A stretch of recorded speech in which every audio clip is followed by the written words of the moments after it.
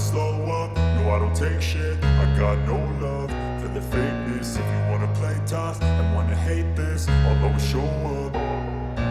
I don't ever slow up, no I don't take shit. I got no love for the fakeness. If you wanna play tough and wanna hate this, I'll always show up and make a statement. I don't ever slow up, no I don't take shit. I got no love for the fakeness. If you wanna play tough and wanna hate this, I'll always show up and make a statement. Everything I do so instinctive and so passionate. Every word I move so descriptive like an adjective. I got a vendetta against people who patented being negative when you should be getting after it. I got facts over tracks, this and that. Spitting slow, spitting fast. I could roast, I could gas. Think I'm okay at last, but I don't know if that can erase all the past. And the pettiness, a reflection of the emptiness. Hilarious, you think you're worth my time, you're delirious. Mysterious, because you hide behind a fake exterior. Inferior, you know I'll always be a bit superior. Get off of me, this ain't no humble brag. I want you to hear words, you can say them back. I want you to feel free from the chains at last, and to believe in what you got, it was built to last, yeah. Now that I've been put through hell, I never got anyone's help. I had to do it all myself. I don't ever slow up, no I don't take shit. I got no love for the fakeness. If you wanna play tough and wanna hate this, I'll always show up and make a statement. I don't ever slow up, no I don't take shit. I got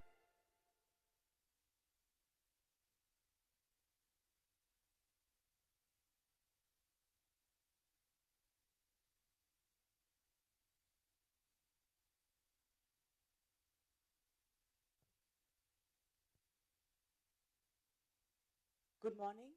Vanakkam to everybody, and thank you for being here on the invitation of our Chief Minister, Mr. M.K. Stalin. We thank and we are honored that leaders from different parts of the country have come here, and Chief Ministers and Deputy Chief Ministers have come here on the invitation of our Chief Minister, and we've come here on one single platform to raise our voice against the union government, which is trying to bring unfair delimitation. Now the Chief Minister of Tamil Nadu will be welcoming all the dignitaries who've come here to participate in this event. Thank you. And I also like to say that there are translation facilities available. Channel 1 has English, Channel 2 has Tamil, Channel 3 has Malayalam, Channel 4 has Hindi, and Channel 5 has Punjabi, and the headsets are here, and I'm sure you will be able to use it. Thank you.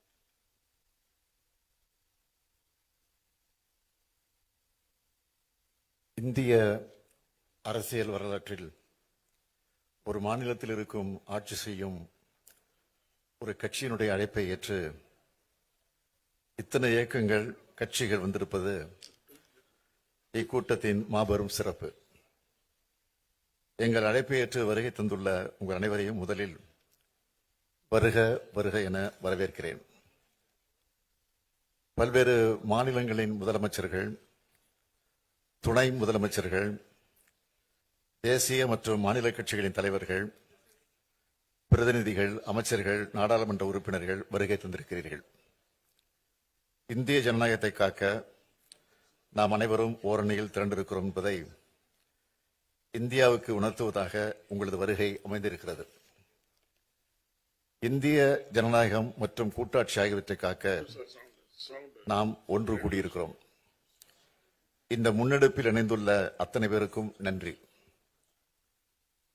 பல்வேறு மாநிலங்களில் இருந்து நாம் ஒன்று கூடியிருக்கிறோம். நமது நாட்டில் உள்ள ஒவ்வொரு மாநிலமும் ஒவ்வொரு வகையில் தனித்தன்மை கொண்டது. பல்வேறு மொழிகள், இனங்கள், வழிபாட்டு நம்பிக்கைகள், பண்பாடுகள், உடைகள், உணவுகள், பழக்க வழக்கங்கள் கொண்டதுதான் இந்தியா.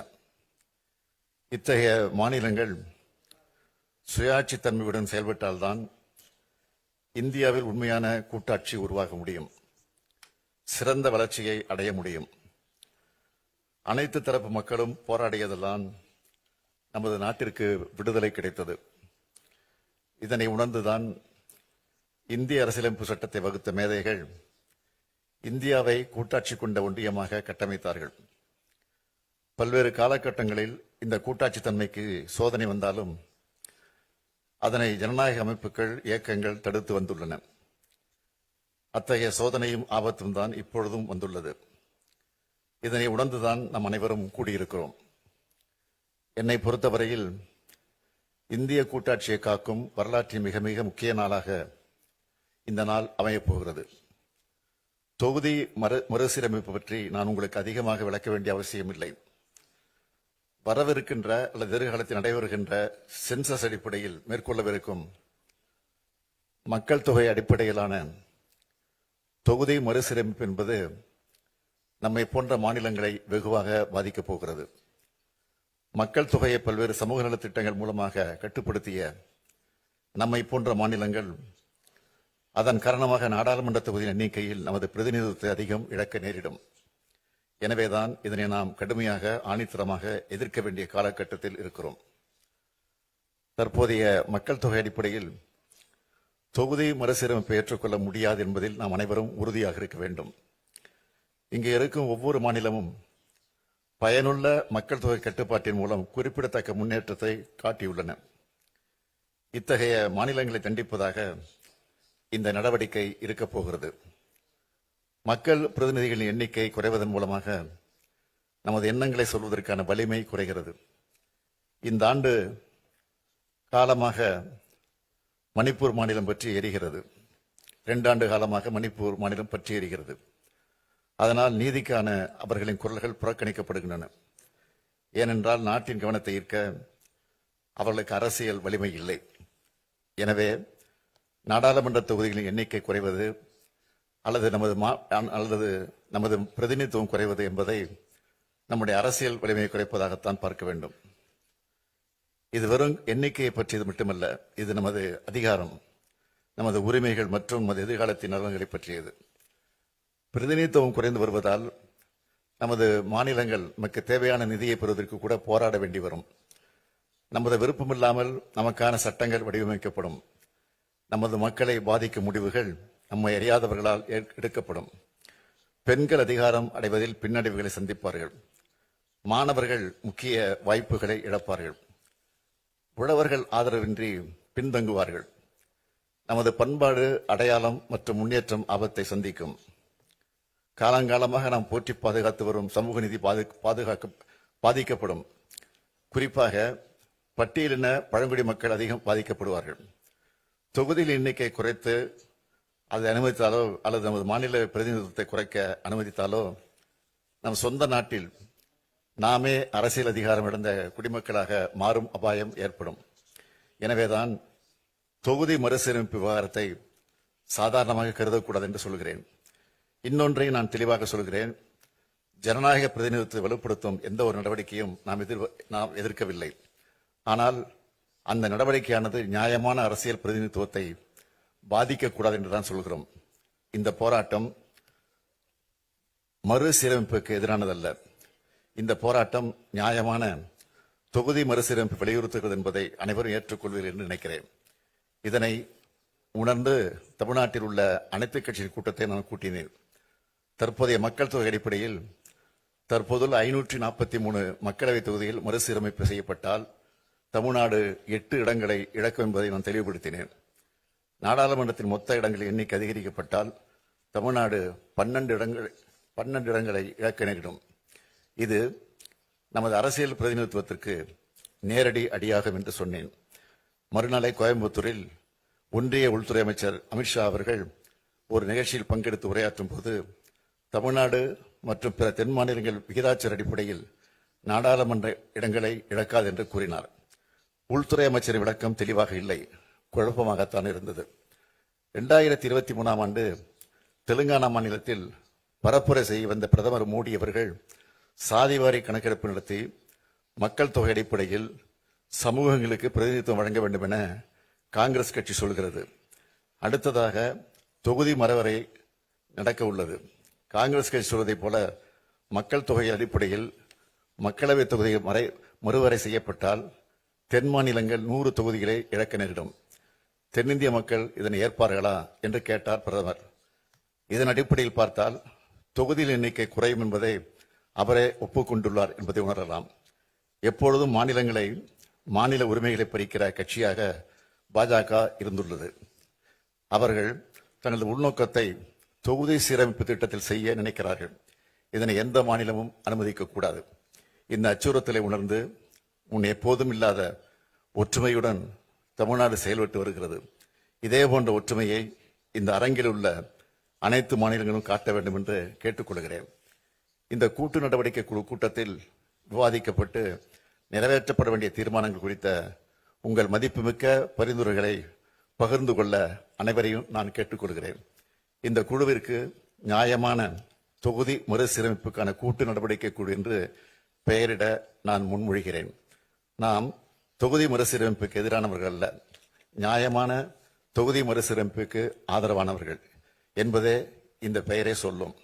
ஒரு நாள் நாம் கூடி ஆலோசித்து தீர்மானம் நிறைவேற்றுவதில் மட்டுமே இந்த போராட்டம் முடிவடைந்துள்ளது.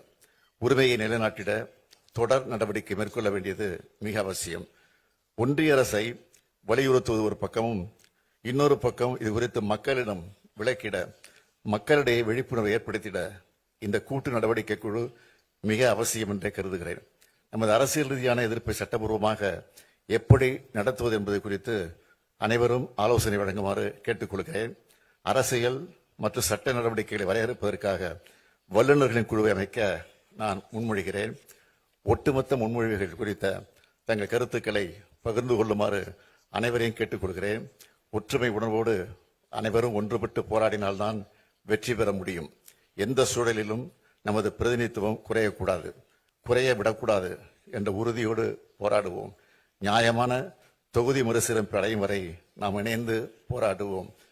எங்களது அழைப்பை ஏற்று வருகை தந்துள்ள மாநில முதலமைச்சர்கள், துணை முதலமைச்சர்கள், அரசியல் தலைவர்கள், நாடாளுமன்ற உறுப்பினர் அனைவருக்கும் மீண்டும் எனது நன்றியை தெரிவித்துக் கொள்கிறேன். நன்றி, வணக்கம்.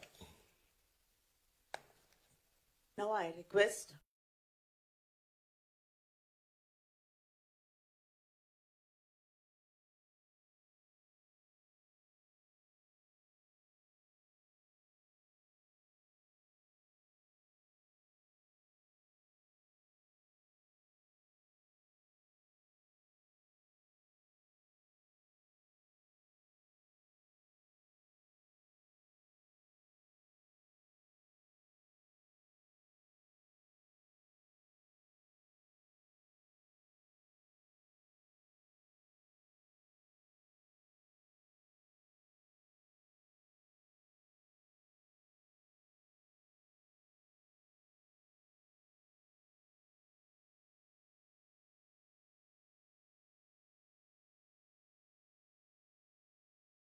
that have effectively implemented the family planning policies recommended by the Union government.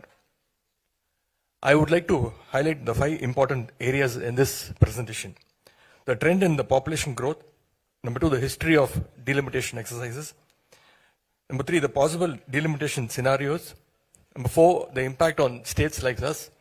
And number 5, the why we need to join hands right now. For decades, states present here have made significant efforts to control and manage the population growth. We introduced policies, raised awareness, and achieved what the nation aimed for, a stable population growth. While some other states continue to experience rapid population growth, we acted responsibly. As a result, we reached the population replacement rate much earlier than many other states. But instead of being rewarded for this achievement, we are now at the risk of losing our political representation. The green line in this graph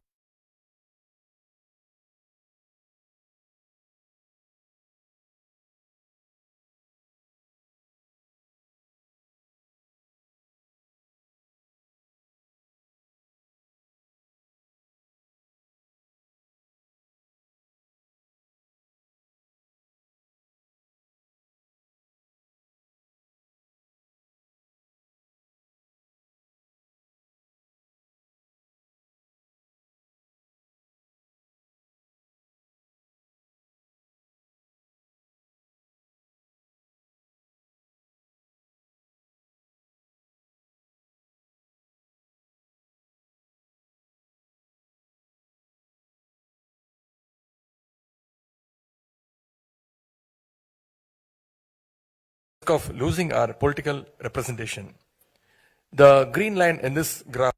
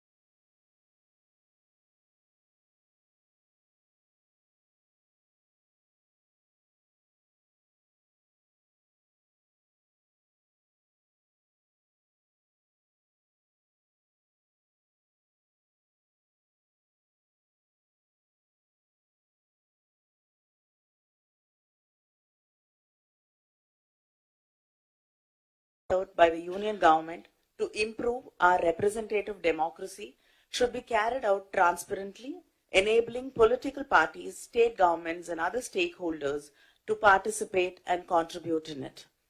Given the fact that the legislative intent behind the 42nd, 84th, and 87th constitutional amendments aimed at national population stabilization has not yet been achieved, the freeze on parliamentary constituencies based on the 1971 census population should be extended by another 25 years through the introduction of necessary constitutional amendments.